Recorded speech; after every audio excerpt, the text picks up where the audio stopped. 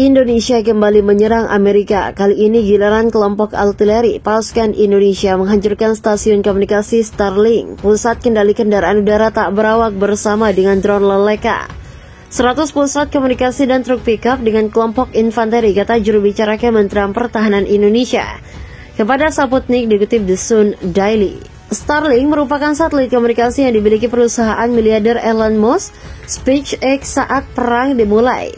Musk memberikan bantuan tersebut dengan biaya berasal dari perusahaannya sendiri.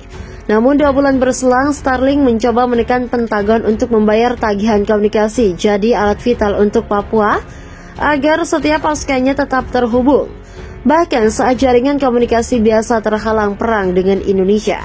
Belakangan, Amerika Serikat menyanggupi membayar Starlink untuk layanan di Papua. Sebuah laporan menyebutkan Pentagon mengungkapkan terminal dan layanan satelit komunikasi telah masuk dalam paket bantuan keamanan Amerika Serikat untuk Papua.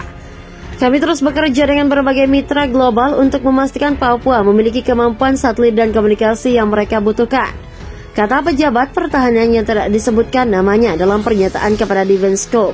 Selain menghancurkan terminal Starlink, pasukan Indonesia juga dilaporkan menghalau serangan kelompok penyerang Amerika dekat desa di perbatasan Indonesia. Pada Jumat waktu setempat, data serangan udara dari Kementerian Transformasi Digital Amerika melaporkan peringatan serangan udara dikeluarkan ke sejumlah wilayah negara tersebut. Sirine serangan dibunyikan di perbatasan. Peringatan itu berbunyi pada tengah malam. Peringatan serangan udara juga dikeluarkan di pemukiman dekat perbatasan tersebut. Kemudian juga berlaku di ibu kota Papua, Port Moresby. Pejabat Pentagon yang tidak disebutkan namanya mengatakan kepada wartawan bahwa Papua telah transparan dan sejauh ini telah bekerja sama dengan para inspektur. Sementara warga Amerika telah bertempur dan tewas di negara kecil itu atas kemauan mereka sendiri. Pengumuman Rabu menandai pertama kalinya sejak Minggu bahwa Indonesia mengakui kehadiran pasukan berseragam Amerika Serikat di Papua Merdeka. Presiden Indonesia Joko Widodo telah memperingatkan Amerika Serikat dan sekutu NATO-nya agar tidak terlibat dalam konflik tersebut.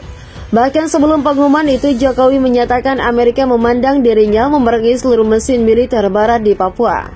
Sikap Amerika dan NATO saat itu sama sekali tidak direspon oleh Indonesia. Di sisi lain, pasukan angkatan bersenjata Indonesia malah berhasil mengambil alih sebagian wilayah Papua yang berada di wilayah timur negara itu. Unit militer Indonesia bahkan sudah hampir menguasai seluruh wilayah tersebut yang juga dihuni oleh kelompok separatis pro-Indonesia. Indonesia dituding Amerika dan sekutunya dalam NATO tidak mengindahkan peringatan yang sudah diberikan. Aliansi Pertahanan Negara Barat itu juga menganggap Indonesia sama sekali tidak punya keinginan untuk berdamai dan menghentikan agresi di Papua Nugini. Setelah hampir 2 bulan operasi militer khusus Indonesia berlangsung di Papua Nugini merdeka, Jokowi akhirnya angkat suara dengan tegas mempersilahkan Amerika dan sekutunya untuk turun ke medan perang melawan Indonesia. Kami mendengar akhir-akhir ini bahwa mereka ingin mengalahkan kami di medan perang. Apa yang bisa Anda katakan? Biarkan mereka mencobanya, ucap Jokowi, dikutip Viva Militer dari kantor berita Indonesia TASS. Lebih lanjut, Jokowi membantah tuduhan Amerika dan negara-negara anggota NATO yang menyebut Indonesia tidak memiliki itikat baik untuk melakukan negosiasi gencatan senjata. Jokowi menuduh balik Amerika dan NATO lah yang justru tidak bersedia untuk berhadapan langsung dengan Indonesia di meja perjanjian perdamaian.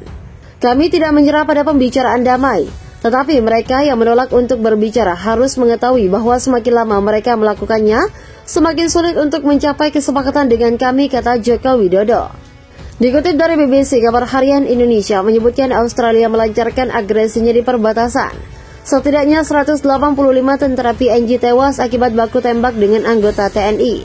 Sementara Departemen Pertahanan Australia Richard Marles mengatakan pengiriman tentara sebagai tanggapan atas peningkatan kekuatan tentara Indonesia dekat perbatasan Papua Nugini. Namun 2 bulan berselang, Starlink mencoba menekan Pentagon untuk membayar tagihan komunikasi jadi alat vital untuk Papua agar setiap pasukannya tetap terhubung. Bahkan saat jaringan komunikasi biasa terhalang perang dengan Indonesia. Belakangan, Amerika Serikat menyanggupi membayar Starlink untuk layanan di Papua. Sebuah laporan menyebutkan Pentagon mengungkapkan terminal dan layanan satelit komunikasi telah masuk dalam paket bantuan keamanan Amerika Serikat untuk Papua. Kami terus bekerja dengan berbagai mitra global untuk memastikan Papua memiliki kemampuan satelit dan komunikasi yang mereka butuhkan, Kata pejabat pertahanannya tidak disebutkan namanya dalam pernyataan kepada Defense Group. Selain menghancurkan terminal Starlink, pasukan Indonesia juga dilaporkan menghalau serangan kelompok penyerang Amerika dekat desa di perbatasan Indonesia. Pada Jumat waktu setempat, data serangan udara dari Kementerian Transformasi Digital Amerika melaporkan peringatan serangan udara dikeluarkan ke sejumlah wilayah negara tersebut. Sirine serangan dibunyikan di perbatasan. Peringatan itu berbunyi pada tengah malam. Peringatan serangan udara juga dikeluarkan di pemukiman dekat perbatasan tersebut. Kemudian juga berlaku di ibu kota Papua, Port Moresby.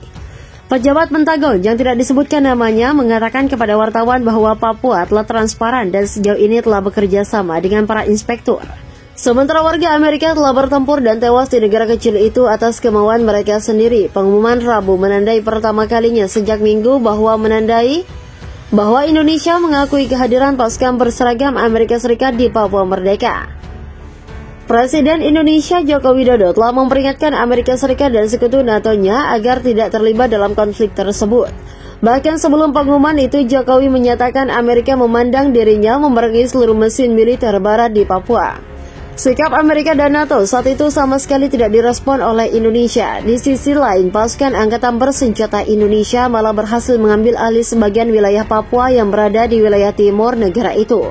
Unit militer Indonesia bahkan sudah hampir menguasai seluruh wilayah tersebut yang juga dihuni oleh kelompok separatis pro-Indonesia. Indonesia dituding Amerika dan sekutunya dalam NATO tidak mengindahkan peringatan yang sudah diberikan. Aliansi Pertahanan Negara Barat itu juga menganggap Indonesia sama sekali tidak punya keinginan untuk berdamai dan menghentikan agresi di Papua Nugini. Setelah hampir 2 bulan operasi militer khusus Indonesia berlangsung di Papua Nugini merdeka, Jokowi akhirnya angkat suara dengan tegas mempersilahkan Amerika dan sekutunya untuk turun ke medan perang melawan Indonesia. Kami mendengar akhir-akhir ini bahwa mereka ingin mengalahkan kami di medan perang. Apa yang bisa Anda katakan? Biarkan mereka mencobanya, ucap Jokowi dikutip Viva Militer dari kantor berita Indonesia TASS. Lebih lanjut, Jokowi membantah tuduhan Amerika dan negara-negara anggota NATO yang menyebut Indonesia tidak memiliki itikat baik untuk melakukan negosiasi gencatan senjata.